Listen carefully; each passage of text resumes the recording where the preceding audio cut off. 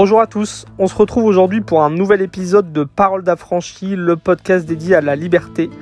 Moi c'est Quentin et à travers ce podcast, je me propose de vous aider à vous affranchir de ce mode de vie qui nous est imposé. Le concept du podcast, il est simple, vous me posez vos questions et je vous réponds de vive voix. Aujourd'hui, je vais répondre à cette question. Penses-tu que le solaire est une solution pour devenir indépendant? Et si oui, comment commencer ce projet en maison? Donc aujourd'hui on va parler installation solaire, je vais vous donner mon avis sur le solaire, je vais surtout vous donner un plan d'action en 3 étapes pour investir intelligemment dans le solaire et surtout ne pas faire la même erreur que la plupart des gens font. Et on parlera aussi d'une alternative aux installations solaires classiques, c'est une petite révolution pour les gens qui ne connaissent pas ça et qui peut aussi aider beaucoup de gens.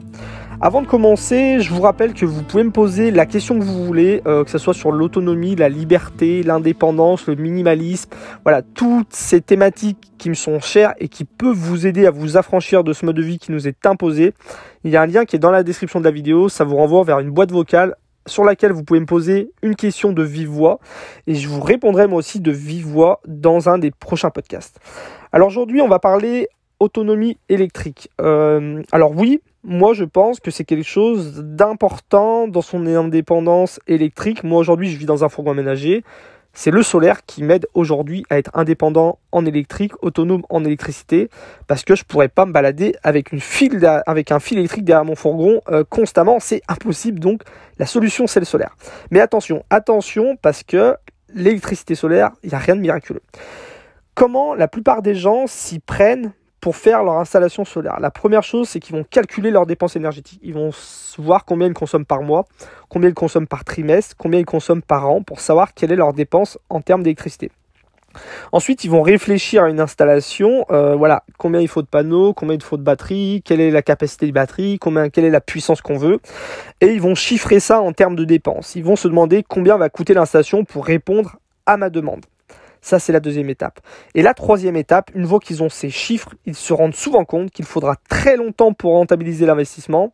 Et souvent, ils ont même peur que l'installation soit obsolète avant retour sur l'investissement. La plupart des gens comprennent que le solaire, c'est pas magique. Le solaire, c'est une technologie qui coûte cher et qui s'use avec le temps. Le problème, c'est qu'en réalité, il est difficile d'être autonome en gardant un mode de vie à l'occidental actuel, en fin de compte. Aujourd'hui, on a accès à tout pour pas cher. Avec l'industrialisation, les rapports de force, l'exploitation des plus pauvres, tout ça fait que en France, depuis des dizaines d'années, on a accès à des biens matériaux, de la nourriture, de l'énergie pour pas cher. On est dans une hyperconsommation et si on veut répondre à cette hyperconsommation par l'autonomie, on se rend compte qu'on est devant un mur infranchissable. Aujourd'hui, c'est difficile, voire impossible de répondre à notre façon de vivre par l'autonomie. C'est le cas pour l'électricité, mais c'est le cas dans plein d'autres domaines. Si tu prends la consommation d'eau, en France, 148 litres d'eau par personne par jour, 85 kilos de viande par an, 9 kilos de vêtements, 14 000 km en voiture, 390 kWh par mois. Toutes ces dépenses, c'est les dépenses moyennes des Français. On est d'accord pour se dire que pour répondre à ces besoins, c'est très compliqué. Si tu prends l'exemple de l'électricité, 390 kW par mois, l'installation qu'il faut pour répondre à ces besoins, c'est une installation de ouf, une installation qui coûtera cher, qui sera très très très longue à rentabiliser. Donc comment faire pour s'y prendre mieux que ça? C'est pas impossible de devenir indépendant, autonome en électricité, mais il faut respecter 3 étapes bien précises.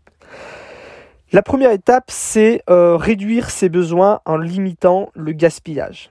Il faut se poser 2 questions. En ai-je vraiment besoin et est-ce que je gaspille? Au quotidien, les appareils électriques qui consomment le plus, ça va être quoi? Ça va être le four. Le four, c'est 1000 kW par an. Ex-aequo, ça va être le chauffage et le chauffe-eau, 1000 kW par an aussi en moyenne. Après, il y a des gens qui n'ont pas de chauffage électrique, ça va dépendre. Ensuite, il y a la plaque de cuisson électrique, il y a la clim, le sèche-linge, le frigo, le lave-vaisselle, le lave-linge, ordinateur, télé, internet. Toutes ces choses font qu'on consomme 390 kW par mois en moyenne. Il faut se demander est-ce que j'en ai vraiment besoin et est-ce que je ne serais pas en train de gaspiller. Par exemple, un four 1000 kW par an, c'est énorme. Est-ce qu'on a vraiment besoin d'un four? vous pouvez vous poser cette question, est-ce que j'ai besoin d'un four et où est-ce que je peux m'en passer? Est-ce que je gaspille pas? Est-ce que je gaspille pas quand je me sers de mon four? Est-ce que voilà, quand je fais cuire une petite pizza au four, est-ce que j'aurais pas pu me cuisiner autre chose au lieu de faire une pizza au four? Quand je fais réchauffer le gratin de la veille, est-ce que ça serait pas du gaspillage de faire chauffer le four entier pour ça?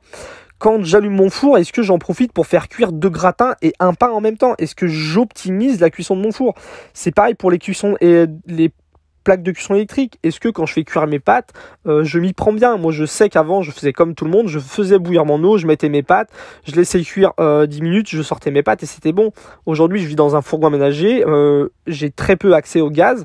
Ce que je sais faire, c'est que je mets une dose de pâtes, je mets la dose d'eau la plus petite possible, je couvre, j'allume le feu, j'attends que l'eau soit à ébullition, je referme le gaz et puis mes pâtes finissent de cuire comme ça. Je cuis mes pâtes avec 2-3 minutes de gaz alors qu'avant il me fallait peut-être 20 minutes de gaz pour cuire simplement des pâtes. Pareil pour la clim, est-ce que j'ai vraiment besoin d'une clim? Est-ce que c'est bien de mettre la clim dès qu'il fait un tout petit peu trop chaud dans ma maison?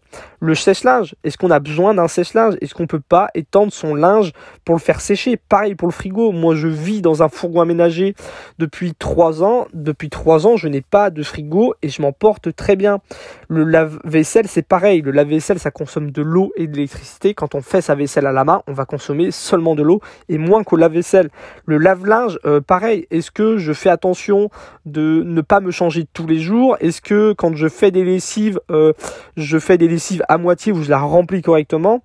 Pareil pour les ordinateurs, la télé, internet, est-ce que je laisse tout brancher en veille ou est-ce que quand je pars de chez moi, je débranche tout pour pas consommer d'électricité?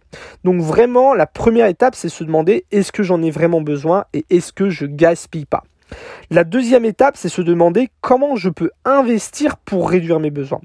Avant d'investir dans son électricité, dans son installation électrique, il faut réduire ses besoins. Et pour ça, on peut investir. Si je prends l'exemple du chauffage et de la clim, quelqu'un qui va isoler sa maison, une fois que la maison sera isolée, il va consommer moins de chauffage, il va consommer moins de clim. On peut investir pour réduire ses besoins. C'est qu'une fois qu'on a enlevé ce dont on n'a pas besoin, qu'on a enlevé le gaspillage et qu'on a investi pour réduire ses besoins, qu'on peut commencer à investir dans son autonomie, à investir dans une installation. C'est la troisième étape. Et il ne faut pas faire l'inverse.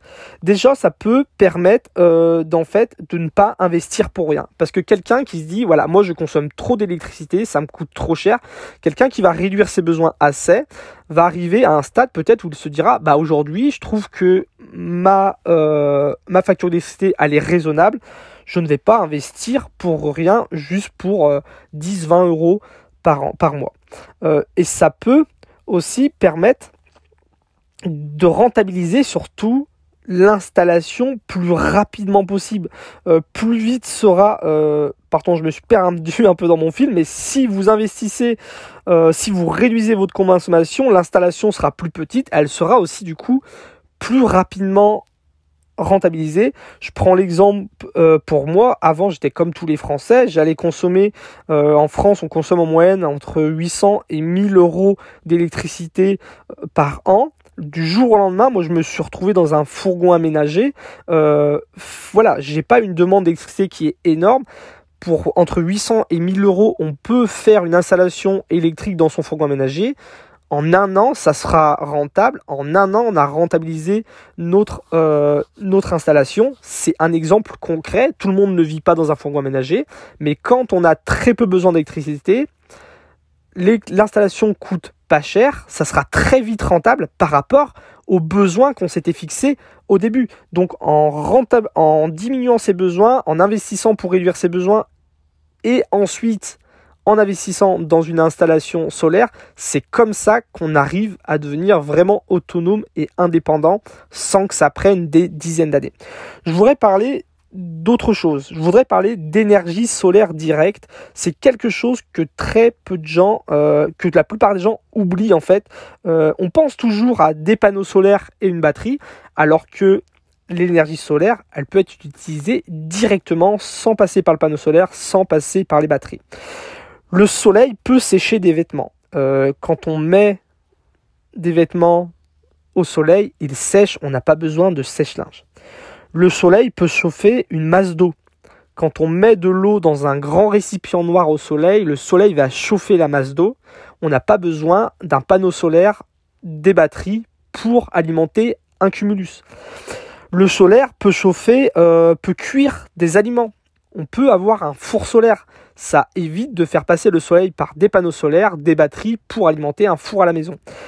Le soleil peut chauffer une maison. Pour ceux qui s'intéressent au low-tech, aux technologies douces, aux technologies denses, il existe des systèmes de chauffage solaire low-tech qui permettent de chauffer l'intérieur d'une maison grâce à l'énergie solaire directe. Les rayons du soleil vont venir taper sur une masse noire, ça va chauffer l'air, l'air va rentrer dans la maison, ça va créer un circuit comme ça et ça va chauffer l'air de la maison.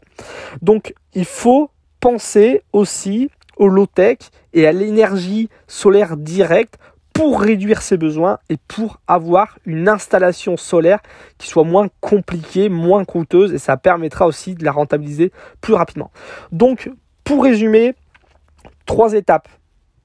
Réduire ses besoins en éliminant les objets qui consomment de l'électricité et dont on n'a pas forcément besoin. Arrêter de gaspiller de l'électricité. Investir pour réduire ses besoins électriques, penser au low-tech et à l'énergie solaire directe. Et en fin de réflexion, à la fin de tout ça, c'est qu'à ce moment-là qu'on peut commencer à investir dans de la technologie, dans une installation solaire. C'est pour moi le meilleur chemin qui mènera à l'autonomie électrique. Donc voilà, j'espère que ce podcast vous a intéressé et vous aidera à y voir plus clair en termes d'énergie solaire. Si vous avez des questions, je le répète, vous pouvez me poser une question sur ma boîte vocale. Le lien est dans la description de ce podcast. Et je vous dis à très bientôt en vidéo ou sur ce podcast. Salut!